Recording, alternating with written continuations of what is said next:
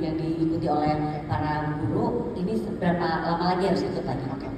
Pertama balik lagi ya Bu, sekolah itu komunitas gitu. Sehingga apa yang dipercaya oleh sekolah itu harus juga dipercaya oleh orang tuanya gitu. Jadi apa yang Ibu tadi sudah lakukan, program-program itu memang harus disosialisasikan juga gitu ke orang tua. Kenapa itu jadi penting gitu. Kenapa guru-gurunya jadi lebih penting untuk merasa bahagia gitu ya.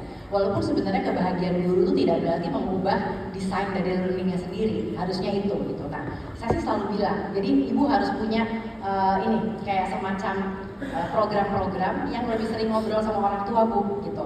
Nah itu tuh biasanya kalau di sekolah saya itu yang saya lakukan adalah pasti murid baru tuh, guru baru tuh ada tuh, orang tua baru itu ada namanya orang tua baru yang gathering sama-sama, kita samakan visi misi kita gitu ya. Lalu yang kedua, di setiap level, di setiap jenjang itu ada parents mandatory workshop. Jadi kayak pelatihan-pelatihan buat orang tua untuk memahami sebetulnya apa yang kita lakukan dan why-nya.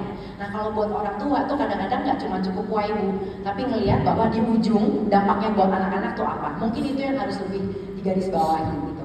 Misalnya SD nih ya, kalau misalnya gurunya bahagia, anak-anak jadi berani untuk bicara. Kalau anak-anak berani untuk bicara, berarti pada saat dia nanti misalnya ikut klub debat, atau misalnya kayak punya prinsip-prinsip baru dalam hidup yang harus dia pertahankan di depan orang lain, memimpin suatu proyek itu jadi lebih baik. Nah itu tuh orang tua kadang-kadang perlu sampai behavior yang sedetil itu Bu, karena dia mau melihat apa dampaknya buat anaknya gitu. Jadi selain why sampai ke tujuan besarnya, itu satu. Yang kedua, orang tua yang toksik itu biasanya nggak banyak.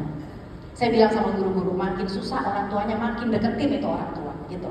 Karena berarti sama kayak anak yang makin susah itu anak yang caper, Tantrum gitu istilahnya juga. mungkin orang tuanya juga caper, mungkin pengen ketemu ibu terus gitu sebetulnya ya, tapi justru dideketin, kita lihat apa sih kebutuhannya gitu. Kadang-kadang dia hanya butuh didengerin. Jadi balik lagi tuh yang namanya komunitas tuh apa ya, jadi kayak semuanya tuh saling nyambung gitu Bu gitu. Jadi ibu coba tandain aja orang tua yang toksik itu biasanya kita mengerahkan tuh ya, orang tua yang toksik ini kita ajak bicara ya, besok kita ketemu, makin sering dideketin lama-lama dia jadi paham. Itu mungkin bisa membantu dua hal itu gitu ya. Lalu yang kedua tadi soal Berapa lama harus berapa berapa lama atau Oke. cukup sekali gitu. Nah, kalau kita ngomong dari sisi tes psikologi ya Bu, tes psikologi itu berlaku 2 tahun. Jadi habis 2 tahun direview lagi karena kita manusia kan berubah ya. Jadi harusnya terjadi perubahan gitu ya. Itu satu. Nah, yang kedua sebetulnya adalah guru tuh juga punya karir kan Bu. Gitu. Nah, berarti sebetulnya paling penting adalah di dalam waktu 2 tahun itu dia harus punya feedback loop, umpan balik untuk cara mengajarnya. Sehingga dia bisa makin meningkat nih Bu gitu.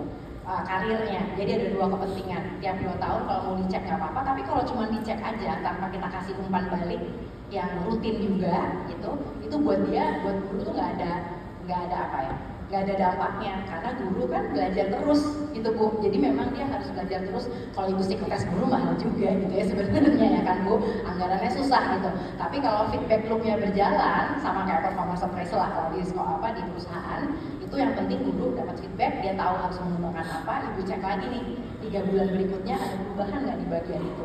Tanpa psikotes ibu tahu bahwa dia lebih siap untuk mampu ditempatkan di tempat yang berbeda. Bantu ya Bu. Nah, semoga cukup membantu ya Ibu ya. Baik, terima kasih. Kesempatan berikutnya mungkin saya